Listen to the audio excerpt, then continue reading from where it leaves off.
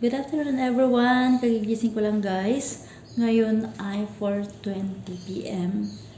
Gagawin natin guys, ipakakainin muna natin ang mga aso ni Lola.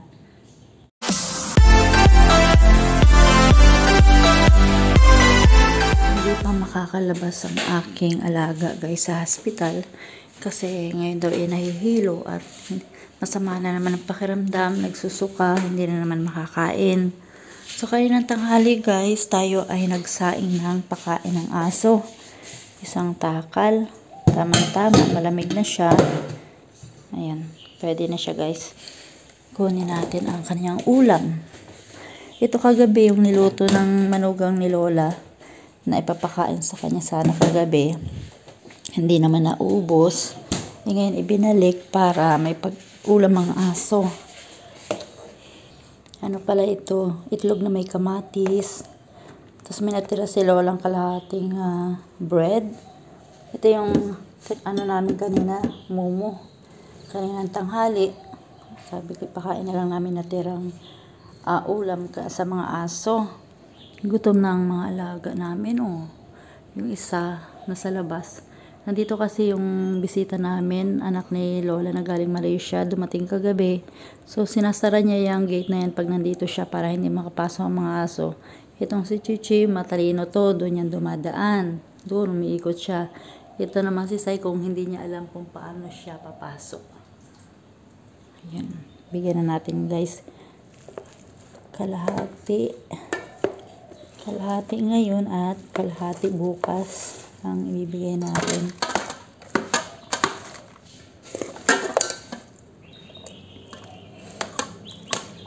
Yan guys ang kanin nila.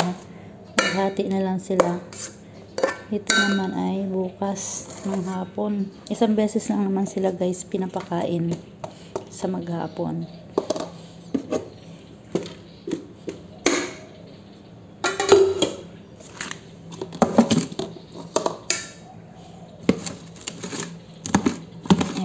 Pagkain ng aso namin. Ubos na guys ang aming dog food.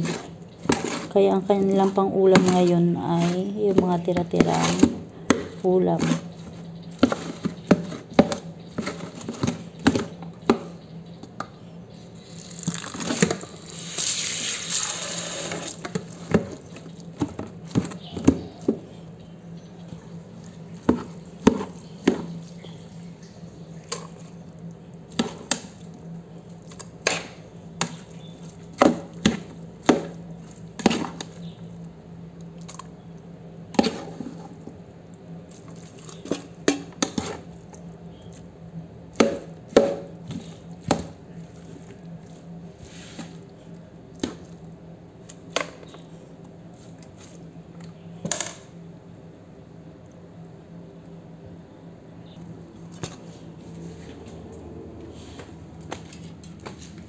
Hi.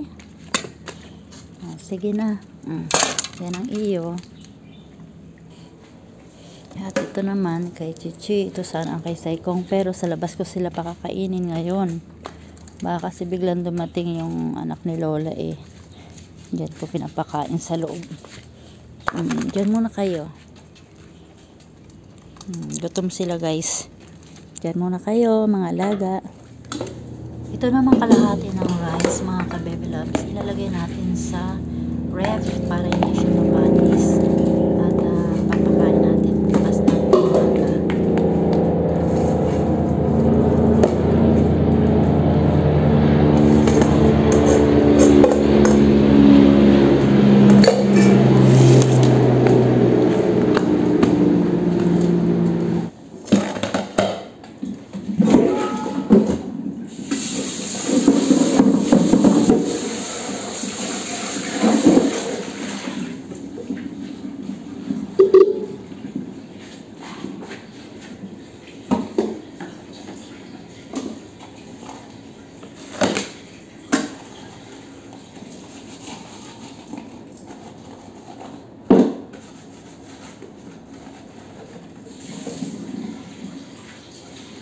Natapos ko na guys pakainin ang mga aso. Ngayon naman ay tayo magpipinaw ng sinampay sa labas.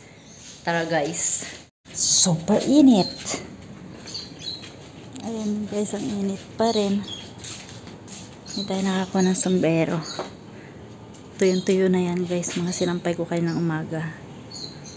Tayo magpe-prepare naman guys ng ating pang-ulam. Magpiprito tayo ng isda. Then, magboboil tayo ng choy sam.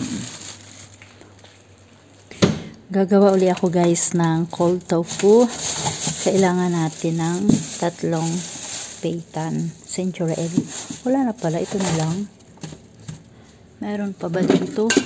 Wala na rin. Ito ay kamote. Ito ay salted egg. Hala. Hindi tayo nakabili ng ano. Di bali, at least may magagamit tayo ngayon. Kailangan ko kasi guys ito baltan agad at ilagay sa ref. Kailangan ay malamig ang ating cold tofu, ang ating dish.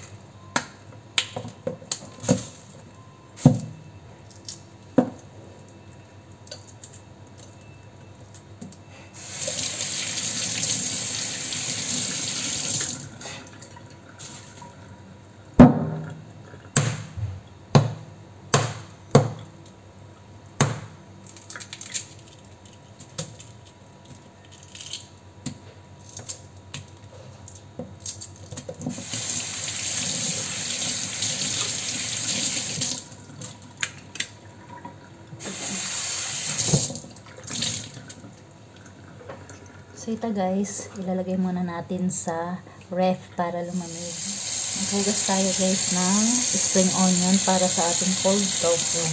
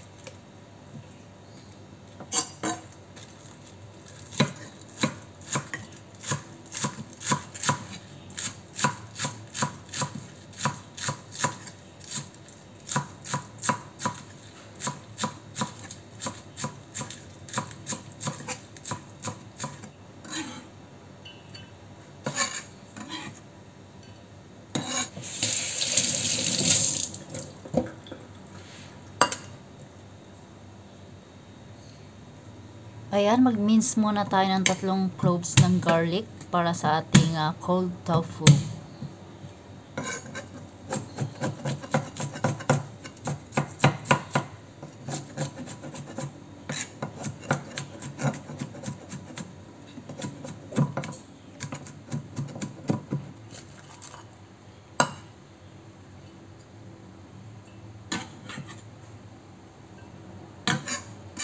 Ilalagay din natin ito guys sa ref para lumamig, para mamayang dinner masarap ang ating cold tofu. 3 tablespoon of light sauce at sesame oil, half teaspoon, and this one, ano ba to? Huyaw, oyster sauce, kalahati lang guys, kalahati lang or 1 spoon pwede. At ang ating vinegar ay 1 spoon din.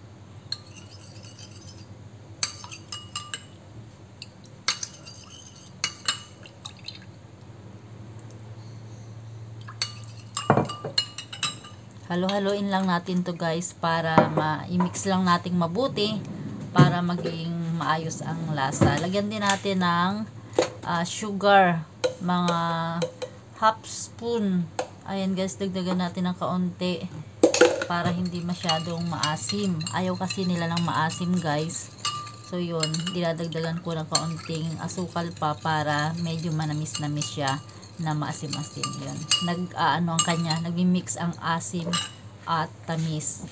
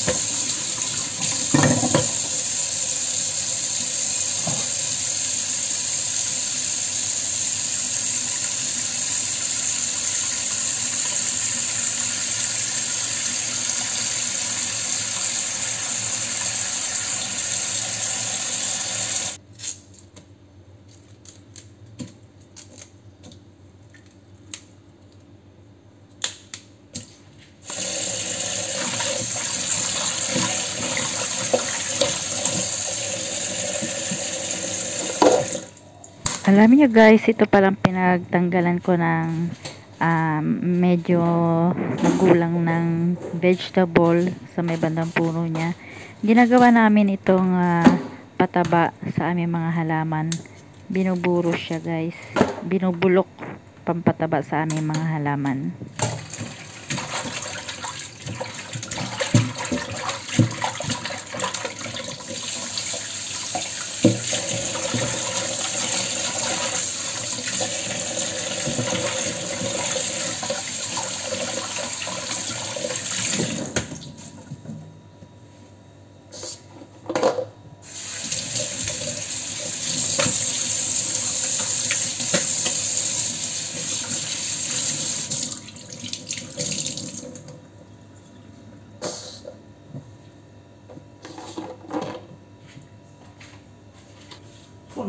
Kaya lang, cannot see ma. Oh la, so difficult to take out ah.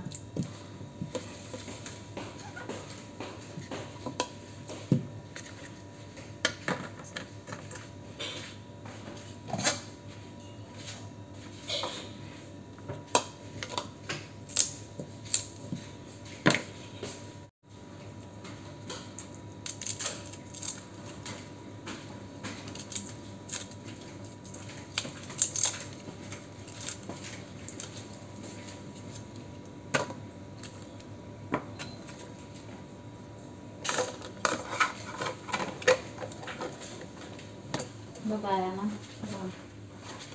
Ayun guys, nakaalis na ang aking employer. Okay, hindi tayo makapagsalita kanina kasi nga yan. Tulog siya kanina. Tapos ngayon, nagpapuntahan siya. Hindi siya dito guys magdi-dinner. Ano kain puso at damdamin para bangay nakahirap pipiling sa iyong nawain. Ngayon naman guys, ipiprito ko itong binili naming isda kayo ng umaga.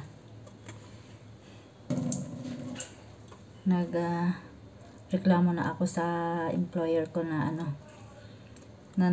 nalibadbaran na ako sa steam fish. So yun, bumili siya nito. Ito guys yung haba sa atin. Napakalaki niya, napakahaba. Bali, ilang ba to? Nasa 12 piraso na gayat. 6 lang itong inano ko. Tigagalawa kami. Si Lolo ako at yung anak nila na bisita namin. Ang gusto nila guys, pag nagpiprito, nilalagyan ng cornstarch. So, lagyan muna natin ng cornstarch.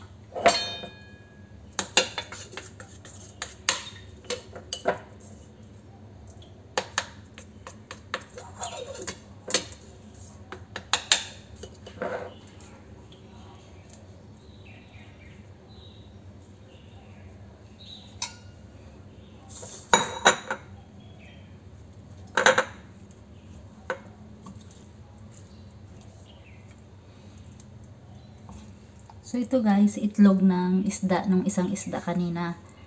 Hindi ko siya itinapon. Gusto ko to yung prito nito guys.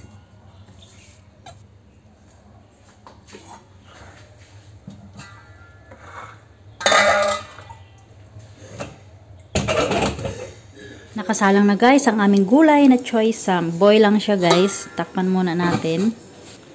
At ang aming fried fish at cold tofu.